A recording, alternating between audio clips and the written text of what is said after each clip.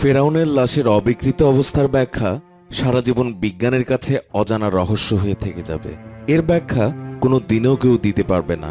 1981 সালে তৎকালীন ফরাসি প্রেসিডেন্ট ফ্রাঁসোয়া মিতেরা মমি করে রাখা ফেরাউনের লাশ পরীক্ষা নিরীক্ষা ও গবেষণার জন্য তা ফ্রান্সে পাঠাতে মিশর সরকারের কাছে অনুরোধ করেন।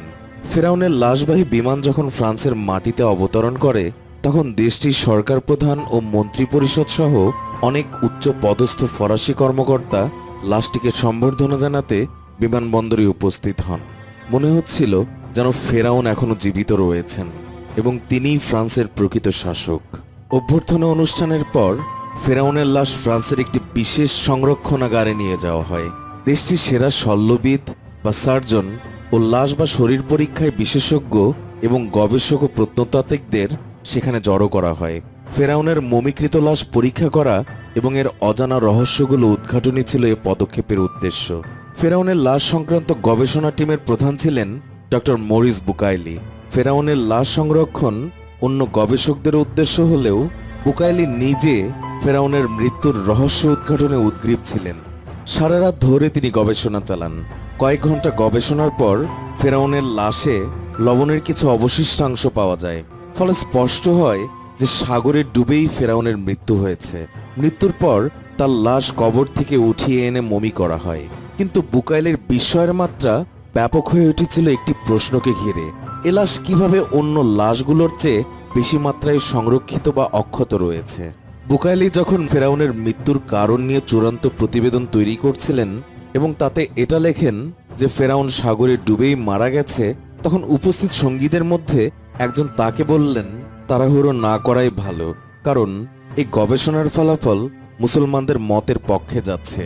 বুকাইলি তা নাকচ করে দেন, কারণ তার মতে এমন ফলাফলে উপনীত হওয়া অসম্ভব। বিজ্ঞানের ব্যাপক উন্নত এবং পরীক্ষা নিরীক্ষার জন্য উন্নত মানের বা নিখুঁত সরঞ্জাম ও উন্নত কম্পিউটার ছাড়া এটা প্রমাণ করা সম্ভব নয় বলে বুকাইলি মনে করেন। এরপর বুকাইলিকে বলা হয় মুসলমানদের ধর্মগ্রন্থে এসেছে ফেরাউন ডুবে মারা গেছে, মৃত্যুর পরও তার শরীর অক্ষত থেকে যায়।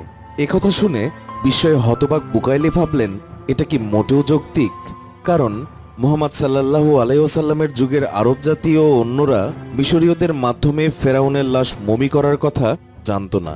মরিস বুকাইলি সারা রাত ফেরাউনের লাশের দিকে চোখ রেখে ভাবতে লাগলেন কিভাবে কোরআন ডুবে যাওয়া ফেরাউনের লাশ উদ্ধারের কথা জানল, অথচ খ্রিস্টানদের ধর্মগ্রন্থ বাইবেল এই গল্প বর্ণনার সময় ফেরাউনের লাশ উদ্ধার সম্পর্কে কিছুই বলেনি। নিজেকে প্রশ্ন করলেন, এটা কি সেই ফেরাউন যে হযরত মুসা আলাইহিস সালামকে গ্রেপ্তারের জন্য তার পেছনে ছুটেছিল? এখন থেকে প্রায় 1400 বছর আগে হযরত মুহাম্মদ সাল্লাল্লাহু আলাইহি ওয়াসাল্লাম তা জানতেন। এটাকে বিশ্বাস করা সম্ভব? অস্থির বুকাইলি সে রাতেই বাইবেল ও তৌরাত পড়া শুরু করেন। তৌরাতের একটি অধ্যায়ে তিনি পড়ছিলেন, পানি ফিরে এসে ফেরাউন সহ তার পিছে পিছে আসা ঘোড়াগুলো ও তার সেনাদের সবাইকে গ্রাস করে, তাদের কেউই রক্ষা পায়নি। এ অংশটুকু পরে বিস্মিত হলেন বুকাইলি। কিছুদিন পর ফরাসি সরকার কাঁচের কফিনে করে ফেরাউনের মমি আবারও মিশরে ফেরত পাঠিয়ে দিলেন। কিন্তু বুকাইলির মাথা তখনও ফেরাউন সম্পর্কে কোরআনের বক্তব্য নিয়ে বিভোর ছিল। তিনি ফেরাউনের লাশ রক্ষা পাওয়া সংক্রান্ত কোরআনের বক্তব্য সম্পর্কে সুনিশ্চিত হওয়ার জন্য মুসলিম দেশগুলো সফরের সিদ্ধান্ত নেন। ফরাসি সার্জন বুকাইলি সৌদি আরবের চিকিৎসা সংক্রান্ত এক সম্মেলনে ডুবে যাওয়া ফেরাউনের লাশ রক্ষা পাওয়া সম্পর্কে গবেষণালব্ধ নতুন তথ্য উল্লেখ করেন। ওই সম্মেলনে মানবদেহ বিশ্লেষক একদল মুসলিমও উপস্থিত ছিলেন। এ অবস্থায় সেখানে একজন মুসলমান পবিত্র কোরআন খুলে সূরা ইউনুসের 92 নম্বর আয়াত তেলাওয়াত করলেন, যেখানে বলা হয়েছে, অতএব আজকের দিনে রক্ষা করছি আমি তোমার দেহকে, যাতে তোমার পরবর্তীদের জন্য নিদর্শন হতে পারে। আর নিঃসন্দেহে বহু লোক আমার মহাশক্তির প্রতি লক্ষ্য করে না।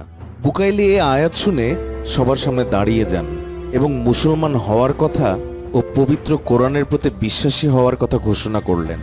কোরআনের সত্যতা এভাবে প্রকাশিত হতে দেখে অনেকের চোখ থেকে গড়িয়ে পড়ল অশ্রু এবং হৃদয়গুলোই বইল পরিবর্তনের ঝড়। বুকাইলি বহু বছর ধরে তার গবেষণায় বিজ্ঞানের নতুন তথ্যগুলোর সাথে কোরআনের মিল অমিল খুঁজতে গিয়ে একটি অমিলও পাননি।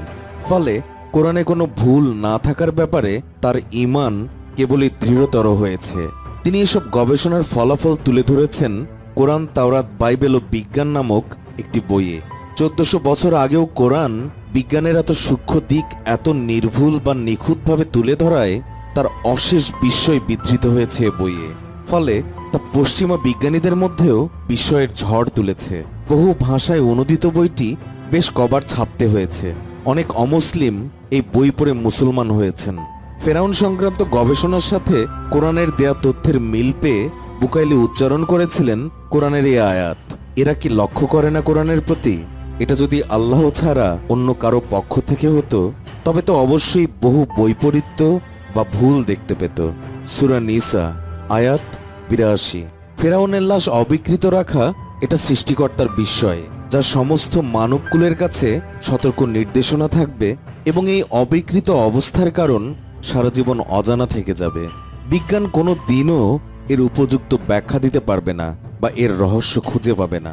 এই অবিকৃত দেহটি যুগ যুগ ধরে একটি সতর্ক বার্তা নির্দেশ করবে, স্মরণ করিয়ে দেবে আল্লাহ এক, তার কোনো অংশীদারি নেই, তিনি ব্যতীত আর কোনো মাবুদ নেই যে সৃষ্টি জগৎকে লালন করবে। হে আল্লাহ, আমরা মনে প্রাণে তোমাকে বিশ্বাস করি, চেষ্টা করি তোমার দেয়া নির্দেশনা মেনে চলতে।